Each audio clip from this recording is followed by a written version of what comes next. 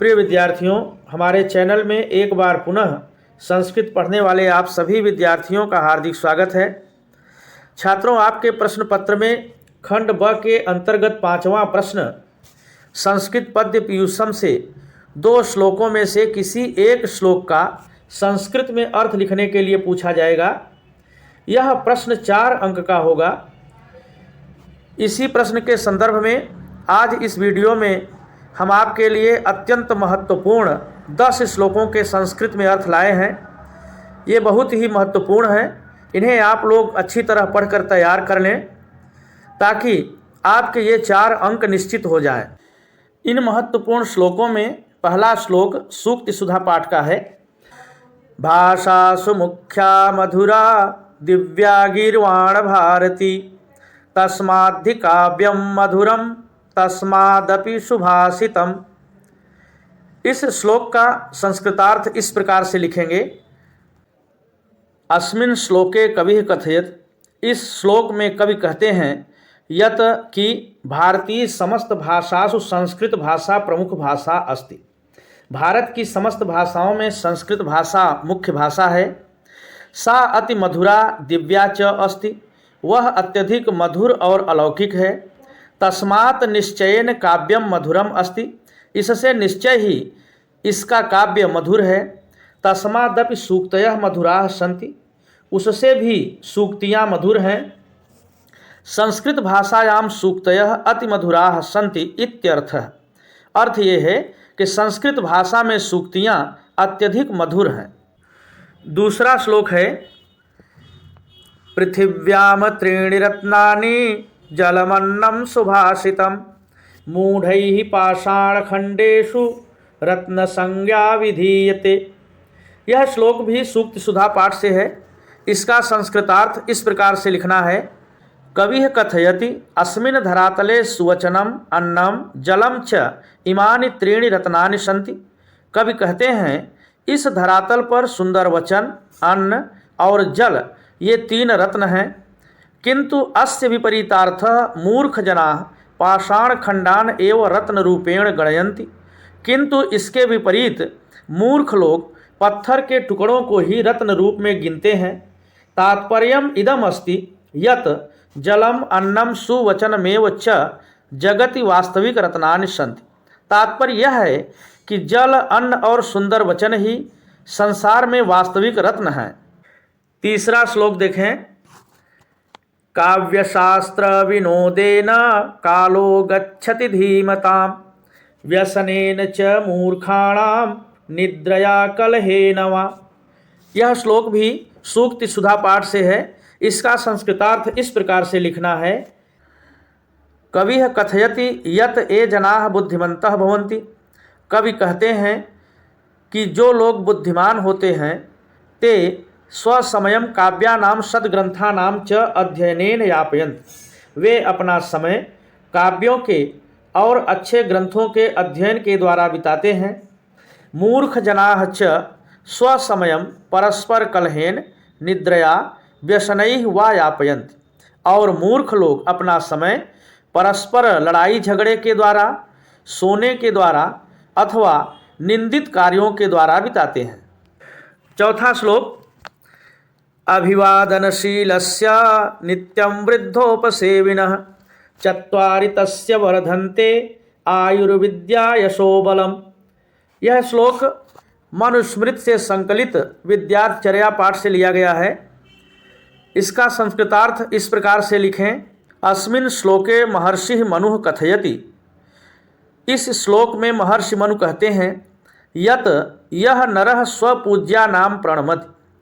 कि जो व्यक्ति अपने पूज्यों को प्रणाम करता है, वृद्धा नाम सेवाम करोति, वृद्धों की सेवा करता है, तस्य जनस्य आयुः विद्या यशः बलम च इति 4 वस्तूनि वर्धन्ते।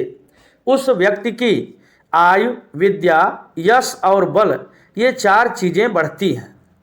5वां श्लोक है सत्यम ब्रूयात प्रियम ब्रूयान्न ब्रूयात सत्यम प्रियम प्रियम च नानृतम ब्रूयादेश धर्मः सनातनः।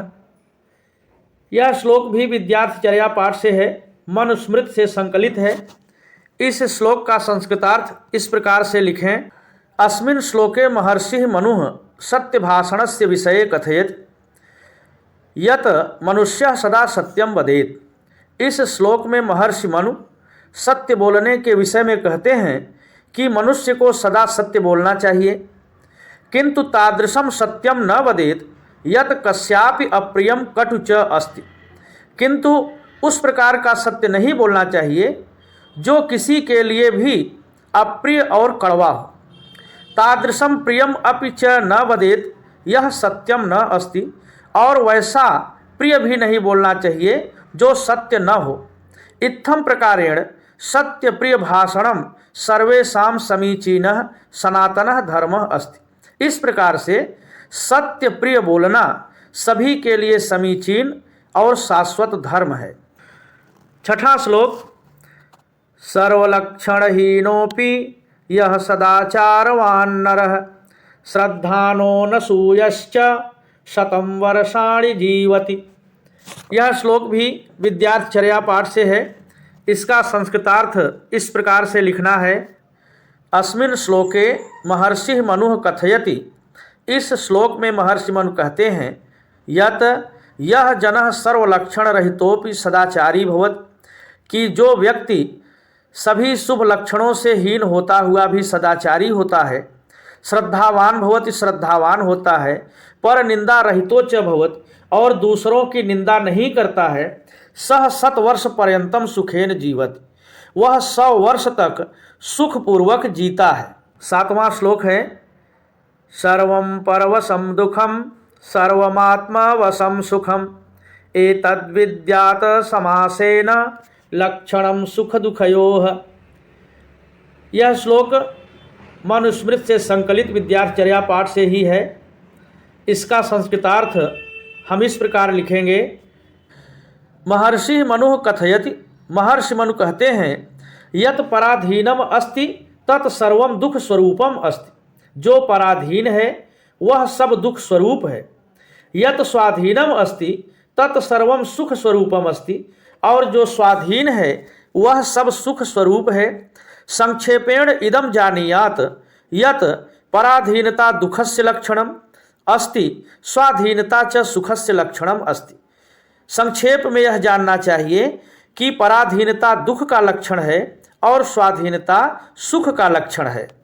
8वां श्लोक है।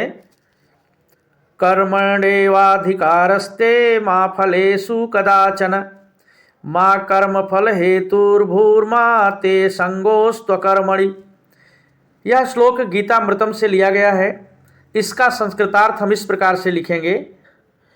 अस्मिन् श्लोके श्री कृष्ण अर्जुनम बोधयत। इस श्लोक में श्री कृष्ण अर्जुन को समझाते हैं। पार्थ, हे अर्जुन, तव अधिकारः कर्म करणे एव अस्ति। तुम्हारा अधिकार कर्म करने में ही है। कर्मणः फल विषये तव अधिकारः कदापि नास्ति। कर्म के फल के विषय में तुम्हारा अधिकार कभी नहीं है। तस्मात् फल हेतोः कदापि कर्म न कुरु। इसलिए फल के लिए कभी कर्म न करो। कर्माकरणे अपि च ते आसक्ति न भवेत्। और कर्म न करने में भी तुम्हारी आसक्ति न हो। निष्काम भावेन कर्म करणम तव कर्तव्यः इति भावः। भाव यह है कि निष्काम भाव से कर्म करना तुम्हारा कर्तव्य है। 9वां श्लोक है। योगस्थः कुरु कर्माणि संगम त्यक्त्वा धनंजय सिद्ध्य सिद्ध्योः समो भूत्वा समत्वं योग उच्यते। यह श्लोक भी गीतामृतम पाठ का है। इसका संस्कृतार्थ इस प्रकार से लिखें। अस्मिन् श्लोके श्री कृष्ण अर्जुनम उपदिशति। इस श्लोक में श्री कृष्ण अर्जुन को उपदेश देते हैं यत कि भो धनंजय आसक्तिम त्यक्त्वा एकाग्र चित्तम भूत्वा स्वकर्माणि कुरु। हे अर्जुन, आसक्ति को छोड़कर एकाग्र चित्त होकर अपने कर्मों को करो। तयोः सिद्ध सिद्धयोः समभाव धारणम कुरु। सफलता और असफलता दोनों में समान भाव को धारण करो। एतत् ही समभावः योग कथ्यते। क्योंकि यही समभाव योग कहा जाता है।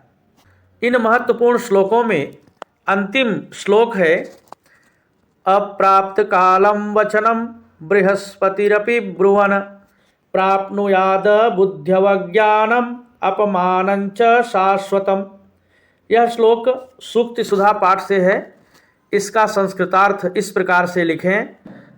अस्मिन् श्लोके कवि कथयति, इस श्लोक में कवि कहते हैं, यत नरः सदैव कालोचित वार्ताम कुर्यात्, कि व्यक्ति को हमेशा समय के अनुकूल बात करनी चाहिए।